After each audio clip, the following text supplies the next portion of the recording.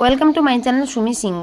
তো আজকে এই ঘরের অবস্থা থেকে বুঝতে পেরেছো এটা আমার বোনের বান্ধবীর ঘর। এখান থেকে লকার থেকে গয়না বের করেছে, চুরি করেছে, আর ঘরের অবস্থা কি করে দিয়ে গেছে দেখো। পুরো জামা কাপড় সব চারিদিকে বেরিয়ে গেছে, বের করে দিয়েছে।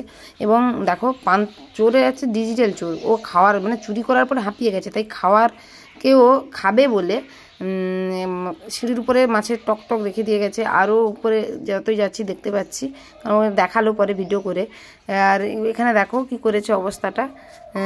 তো তিনতলা এটা, আর এই তিনতলাতেই খাবারটা বেড়ে রেখেছে, ভাত আর তরকারি।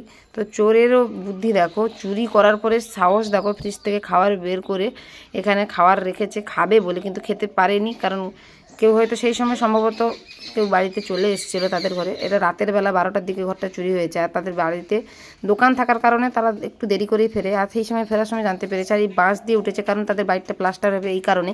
দেখো বাঁশের এইরকম ভেড়া বাঁধা ছিল, এই রাস্তা দিয়ে উঠেছে, আর তিনতলাতে দরজা ছিল না। তো দেখলে চোর কীরকম করে চুরি, ডিজিটাল চোর।